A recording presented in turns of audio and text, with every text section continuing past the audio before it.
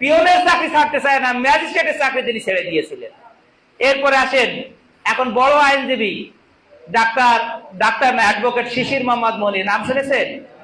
আমি যখন শিবিরের জেলা সভাপতি, তিনি তখন কেন্দ্রীয় সেক্রেটারি জেনারেল ছিলেন। ব্যক্তিগতভাবে আমার সাথে তার খুবই ভালো সম্পর্ক। সেই ব্যক্তি ঢাকা বিশ্ববিদ্যালয় অনার্স পাস করার পরপরই তিনি পরীক্ষা দিয়েছিলেন, তিনিও ম্যাজিস্ট্রেট হয়েছিলেন। ছাত্র শিবিরের কেন্দ্রীয় সভাপতি ডেকে বললেন, তোমার এই ম্যাজিস্ট্রেসি করা যাবে না, সংগঠনে তোমার প্রয়োজন, চাকরি ছেড়ে দিতে হবে। তাই তিনি কিন্তু চাকরি ছেড়ে দিয়েছিলেন। সর্বশেষ আমাদের প্রিন্সিপাল আব্দুল খালেক সাহেব 2001 সালে যখন তাকে এমপি ক্যান্ডিডেট করা হয়, আমি তখন ছাত্র শিবিরের সাথে ছিলাম।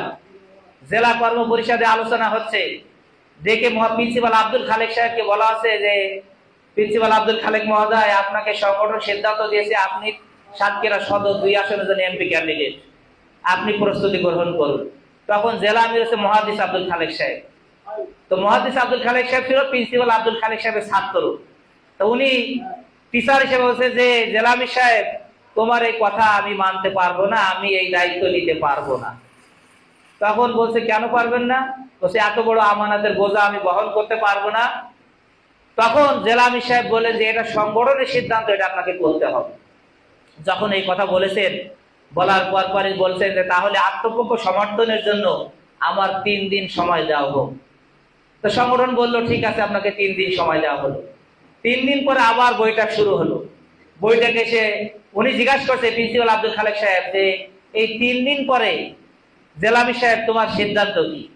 তখন মহাদিস আব্দুল খালেক সাহেব বললেন, আগেও যে সিদ্ধান্ত ছিল এখনো একই সিদ্ধান্ত, আপনাকে এমপি ক্যান্ডিডেট সংগঠন করেছে, আপনাকে এই দায়িত্ব পালন করতে হবে, আপনি প্রস্তুতি গ্রহণ করেন।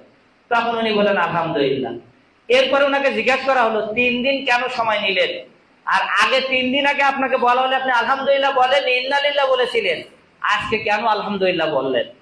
তখন সাথে সাথে উনি বলেছিলেন, আমি এই 3 দিন, আমি প্রথমেই যখন ইন্নালিল্লাহ বলে তোমাদের কাছে দাবি জেনেছিলাম এই দায়িত্বের বোঝা আমি নিতে পারবো না, তোমরা রাজি হওনি, তখন আমি চিন্তা করেছি আমাকে যেখানে বলার দরকার আমি সেখানে বলবো।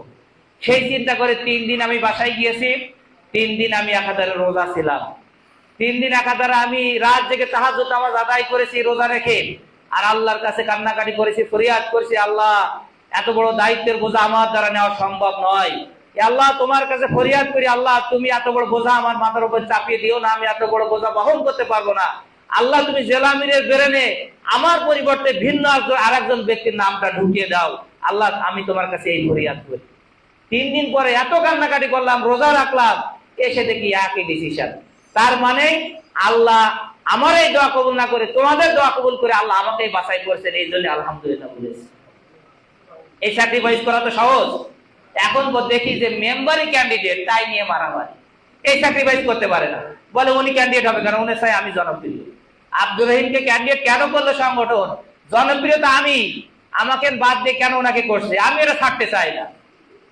যেখানে এমপি ক্যান্ডিডেট ছাড়তে চাই না, নিতে চাই না, আর সেখানে মেম্বার হওয়ার জন্য সংগঠনের ভাইয়ের এখন বেলি ব্যস্ত।